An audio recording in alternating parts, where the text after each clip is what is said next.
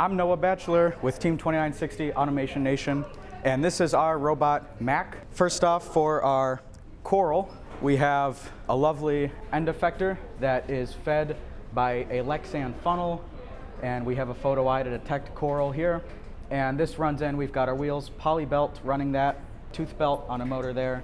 This whole arm pivots so that when we go up on our elevator here, our two-stage elevator, that we can easily adjust our angle and deposit it onto the reef.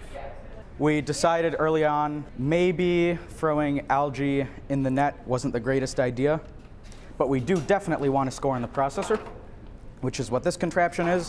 What this does is we've got motor down here with the gearbox, deploys, this spins, we got a chain and a motor down here, sucks up the algae, and this is actually an elastic net.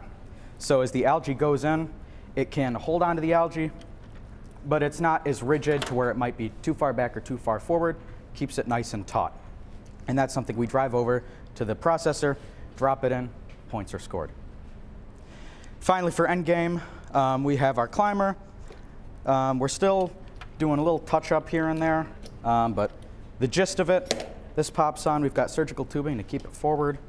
So this pops into the climber, or into the cage, sorry, and these come in, release, and these latch onto the bars almost. This is cat tongue tape, real grippy stuff. And we run our winch here, 100-to-1 reduction, and it just draws it in, draws it in, draws it in, until the cage is about level here. This side was a little lower, we were touching the ground. To achieve our best balance, we decided to move our battery from here to over here. So we just real quick cut out a new piece of aluminum, new belly pan, battery. So that's sort of what goes into just our almost last minute testing. Some things that we couldn't test when the robot wasn't done. So we're very fortunate to have come up with this design to have extra space just in case we needed balance. I am very excited. We've seen some incredibly high scores already, so I can't wait to try to break those records. A little bit nervous. We're not 100% sure of how we're going to do, but just incredibly excited to be competing this weekend. Excited to have such a wonderful, really cool looking robot to compete with. We've driven a little bit. We can't wait to drive more. It's a fast robot. This build season, we definitely have more defined roles within our team. Like, I'm the technical director. We have a build team lead, programming lead, design lead.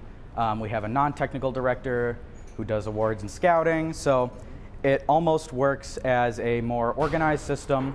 I can oversee these projects, and the projects I'm overseeing also have their own heads that make sure things are getting done. They are experts in their own field, but then very quickly bringing everything together into one robot.